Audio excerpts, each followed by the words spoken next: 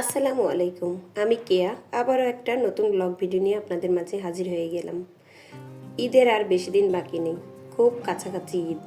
তো ঈদ উপলক্ষে ঘর সাজানোর জন্য টুকিটাকি কিছু কেনাকাটা করলাম।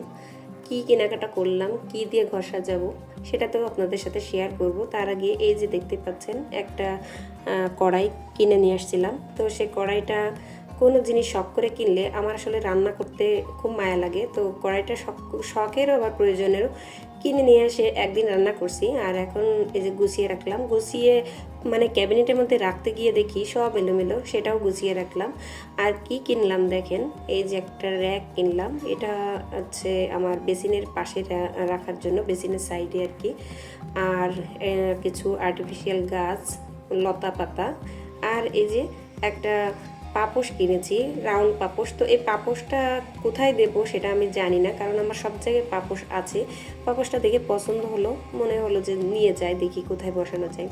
তো এখানে আমার একটা র্যাকের খুব প্রয়োজন ছিল, যেহেতু জায়গাটা খুবই স্বল্প, জায়গা একেবারে নেই বললেই চলে। এখানে হ্যান্ড ওয়াশ বার রাখার জন্য একটা জায়গা ছিল, দেখতে পাচ্ছেন এই যে হলুদ করে গোল্ডেন কালারের। ওইখানে আমার হ্যান্ড ওয়াশ বারটা ভেঙে যাওয়াতে এই জায়গাটাতে চিন্তা করছি একটা র্যাক দিয়ে দিব। আমি এখানেই র্যাকের উপরেই হ্যান্ড ওয়াশ বার দিব। আর লতাগুলো কী জন্য নিয়ে আসছি দেখেন, এখানে দুইটা লতাগুলো নিয়ে আসছি আমার এই যে ঘরের দরজার আমি কোনো এখনও পর্দা লাগাইনি। তো পর্দা না লাগানোতে কেমন যেন একটা দেখা যায়, খালি খালি লাগে। এখনও পর্দা যখন লাগাবো তখন লাগাবো, এখন একটু যাতে সুন্দর দেখা যায় তার জন্য এই লতা দিয়ে আর কি জড়িয়ে দিলাম, এতে করে একটু ভালো দেখা যাবে। আর মাঝখানে একটা নিচে ঝুলন্ত যে পাতা যে আছে সেটা দিলাম। আর মাঝখানে ছিল আমার আয়াতুল কুরসির একটা লেখা ছিল, এই জায়গাটা আমি সেটাই দিয়ে দিলাম। তো দুই ঘরের দরজার মাঝখানে আয়াতুল কুরসি দেওয়া আছে, এই জন্য যে আমরা যখন বের হই এই আয়াতুল কুরসি মাঝখানে থাকে, এতে করে আমাদের বাইরে যাওয়ার সময় বা ঘরে কোনো সময় বিপদ আসে না, এটা আমার একটা বিশ্বাস। তো সবসময় বাইরে যাওয়ার সময় এমন জায়গায় আয়াতুল কুরসি ঝুলিয়ে রাখতে হয় যাতে করে আমরা তার নিচে দিয়ে যাতায়াত করতে পারি, এতে করে কিন্তু বিপদ আপদ বালা মুসিবতটা কম থাকে। এটা আমার বিশ্বাস থেকেই বললাম, আর এটা কিন্তু সঠিক। সব সময়ের জন্য আমি প্রথম থেকে, সংসার জীবনে প্রথম থেকে এই আয়াতুল কুরসিটা আমার ঘরের এমন একটা জায়গায় ঝুলিয়ে রাখি যে যার নিচে দিয়ে আমরা সবসময় যাতায়াত করতে পারি। যাই হোক, এখন আপনাদের সাথে একটা টিপস শেয়ার করছি। এই যে দেখতে পাচ্ছেন গরম মশলা গুঁড়া করে নিয়েছি, এই গরম মশলাগুলো আমি কাঁচের জারে ভরে রাখবো। আর আপনারা যারা এখন এই যে মশলাগুলো গুঁড়া করে রাখছেন, এই কাঁচের জারে তো অবশ্যই রাখবেন, আর এটা অবশ্যই ঠান্ডা স্থানে রাখবেন, শুষ্ক ঠান্ডা স্থানে রাখবেন। এতে করে দেখবেন এই মশলা সহজে নষ্ট হবে না। আরেকটা জিনিস দেখলাম যে এই যে কাঠের লেবুর চাপার যে মেশিনটা, সেটা দেখলাম যে নষ্ট হয়ে গেছে, মানে একটা পাশ খুলে গেছে। তো ঘরে একটা পেরেক ছিল, নিজেই আর কি লাগিয়ে নিলাম। তো এইটার জন্য আমার আসলে আমি কিনতে গিয়েছিলাম, কিনতে যে মনে হলো যে এটা যখন আছে এটা বাদ দেওয়ার কি দরকার, একটা পেরেক লাগালেই হয়ে যাবে, ঘোরানো যে পেরেকগুলো আছে ওটা লাগালেই হয়ে যাবে।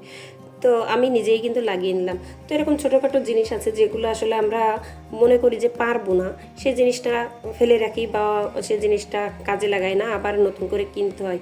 তো সেই জিনিসটা একটু নিজেরা চিন্তা ভাবনা করলে জিনিসটা কিন্তু নষ্ট হয় না, আবার ঠিক করা যায়। যাই হোক, স্কুলে গিয়েছিলাম, বাচ্চাকে স্কুলে দিয়ে আসার পথে এই যে একটু ফল নিয়ে আসলাম। আমি একটা জিনিস দেখে অবাক হয়ে গেলাম, লিচু আমি সারা জীবন জানি শ হিসেবে বিক্রি হয়।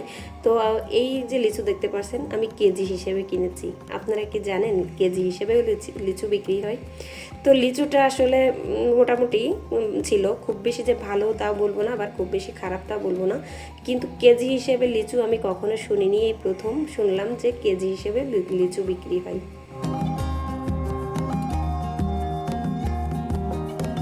এমডি রায়হান আইডি থেকে একটা ভাইয়া কমেন্ট করেছেন, আমার কয়েকটা ভিডিওতে আর কি কমেন্ট করেছেন, আপু আপনার ভিডিওগুলো অনেক ভালো লাগে, আপনার ভিডিওগুলো অনেক সুন্দর হয়।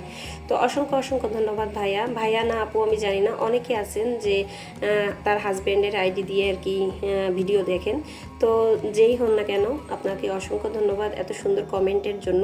এভাবে পাশে থাকবেন, এভাবে সুন্দর সুন্দর কমেন্ট করবেন, কারণ আপনাদের একটা সুন্দর কমেন্ট পাইলে কিন্তু আমাদের ভিডিও বানানোর উৎসাহ অনুপ্রেরণা অনেক বেশি বেড়ে যায়। রূপালী খাতুন আইডি থেকে একটা আপু আমাকে মিয়াকো কোম্পানির আর কি ওভেন সম্পর্কে ভিডিও দিতে বলেছেন।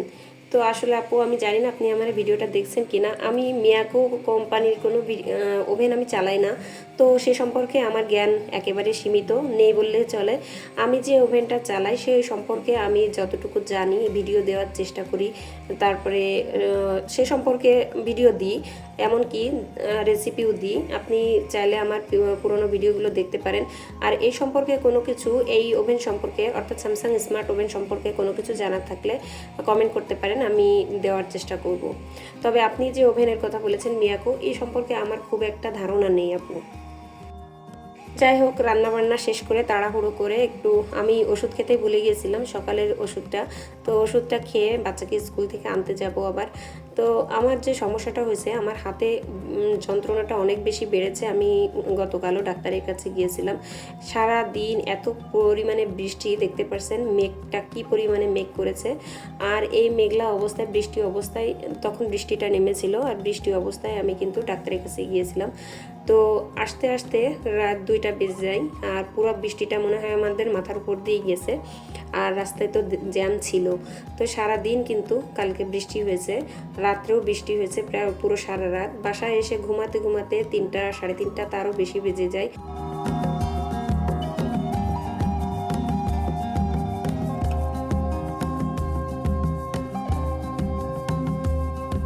বৃষ্টি যখন আসে তার আগ মুহূর্তে যে ঠান্ডা একটা আবহাওয়া আসে, আমার কাছে কিন্তু বেশ ভালো লাগে। আর এই যে পর্দাগুলো নাড়া দেয়, বিছানা চাদর নাড়া দেয়, আমার কাছে কিন্তু খুবই ভালো লাগে। আর এদিকে এই যে আমি পাকা আম কেটে নিচ্ছি। আমার ছেলে যদি এইভাবে পাকা আম কেটে দিই তাহলে খুব সুন্দরভাবে খায়, আর যদি এমনি ছুলে সুন্দর করে কেটে দিই জীবনও খাবে না। যার জন্য এভাবে ফুল বানিয়ে দিতে হয়। এভাবে যদি ফুল বানিয়ে দিই তাহলে খুব মজা করে খায়। আমার ছেলে ফলমূল খুব একটা পছন্দ করে না, খেতে চায় না। ওকে খাওয়াতে গেলে অনেক রকম মানে কাহিনী করে খাওয়াতে হয়। যদি বড় ছেলে কোনো কিছু খায় তাহলে ও সেই জিনিসটা ভক্তি করে খায়, কিন্তু বড় ছেলে যদি না খায় তাকে খাওয়ানোই যায় না। মানে একেবারে বলা যায় পাল্লাপাল্লি করে খাওয়া যাকে বলে। তো বড় ছেলে যে জিনিসটা খাবে ওকে খেতে দিতেই হবে। এখন আপনাদের সাথে একটা টিপস শেয়ার করি। বাসায় বাচ্চারা থাকলে যে কাজটা হয় দেখেন, এইভাবে কিন্তু কলমের কালি বিভিন্ন রকম দাগ পড়ে। তো এই দাগ কিভাবে খুব সহজে উঠাবেন দেখেন, আমারও দাগ ফেলেছে।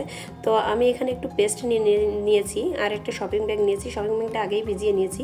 আর পেস্টটা লাগিয়ে একটু আলতোভাবে ঘষা দিলেই যে কোনো প্রকার দাগ সুন্দরভাবে উঠে আসবে। দেখতে পেলেন আমার এখানে কিন্তু বেশ কালচে একটা দাগ ছিল। তো এই যে এখন আমি ভিডিও করে দেখি, এই ভিডিওটা ভালোভাবে আসেনি, ঝাপসা ঝাপসা আসছে। আমি মাঝে মাঝে যে কাজগুলো করি, আমি এই ওয়ালগুলো পরিষ্কার করি। তো আমার এই ওয়ালে রঙটা কিন্তু উঠে আসে না। একটু ভেজা কাপড়ে, যে রেশমি কাপড়গুলো আছে সেই কাপড়গুলো একটু ভিজিয়ে হালকাভাবে চিপে, একেবারে চিপে ফেলি, মানে পানি থাকে না, পানি শুকিয়েই ফেলার মতো। তারপরে সেই কাপড় দিয়ে যদি ওয়ালগুলো পরিষ্কার করা হয় তাহলে দেখা যায় যে ওয়ালের ভিতরে যে ছোপ ছোপ দাগ থাকে বা একটা কালচে কালচে ভাব চলে আসে রঙের পরে, সেই ময়লাটা উঠে আসে। আর এই যে ওয়ালটা আমার ঘষাঘষি করার পরেও কিন্তু এই রঙটা উঠে না। আমার এই রঙটা কী রঙ আমার এই মুহূর্তে মনে নেই, কিন্তু এই ওয়ালে যদি আমি কোনো কিছু দিয়ে ঘষাঘষিও করি বা পানিও ব্যবহার করি, এই রঙটা উঠে না। যার কারণে এভাবে পরিষ্কার করতে অনেক সুবিধা হয়। মাঝে মাঝে আমি রুমগুলো দেখা যায় যে একটু ডিপ ক্লিন যখন করি, এভাবে ওয়ালগুলো পরিষ্কার করে ফেলি। এতে করে সাদার উপরে দেখবেন ময়লা বেশি পড়ে, বেশি আর কি ময়লাটা আটকে থাকে। এভাবে যদি পরিষ্কার করা হয় তাহলে এর গ্লেজ দেয়, রঙটাও আবার ফুটে ওঠে। ঈদ উপলক্ষে মুসলিম যারা আছেন তারা প্রত্যেকেই কিন্তু ঘর বাড়িগুলো সাজানো গোছানো করেন, কারণ আমাদের অনেক মেহমান আসে। আমাদের মেহমান আসুক বা না আসুক, ঈদ আমাদের একটা পবিত্র একটা উৎসব। তো আমরা নিজেরাও পবিত্র হই, আমাদের ঘর বাড়িগুলো পাক পবিত্র করার চেষ্টা করি। ঈদ মানেই আনন্দ, আর ঈদের আগে ঘর বাড়ি পরিষ্কার করতে জন্য আমাদের কোনো কষ্টই হয় না, আনন্দটা বেশি হয়, আর পরিষ্কার করতেও ভালো লাগে। সাদা সবসময়ের জন্য সুন্দর। যে ঘরের যে কোনো জিনিস, যে কোনো কোনো ফার্নিচার হোক আর যে কোনো কিছু হোক, সাদা দিলে সেই জিনিসটা ফুটে ওঠে বেশি। তো আমার এই ঘরের রঙটা সাদা, বাকি রঙগুলো তো আপনারা দেখেছেন, এক এক রুমে এক এক রকম রঙ করা। তো এই রুমটা যখন আমি পরিষ্কার করি আমার কাছে সবথেকে বেশি ভালো লাগে। পরবর্তীতে আমি ওই 2 রুমও সাদা করে ফেলবো। তো যেহেতু প্রথম করেছি, না বুঝেই কিন্তু অনেক রকম রং চং করে একেবারে মানে নিজের মতো করে হোক আর বাচ্চাদের পছন্দের মতো করে হোক করে ফেলেছি। আর পরবর্তীতে ইচ্ছা আছে রং করলে সব রুমই সাদা রাখবো। তো যাই হোক, এক এক রুম করে পরিষ্কার করার চেষ্টা করছি। ঈদের আগে সবগুলো ফার্নিচার থেকে ওয়াল পর্যন্ত সব কিছু পরিষ্কার করে নিব। আর আজকের মতো আপনাদের কাছ থেকে বিদায় নিচ্ছি। পরবর্তী ভিডিও দেখার আমন্ত্রণ জানিয়ে সবাই ভালো থাকবেন। আল্লাহ হাফেজ।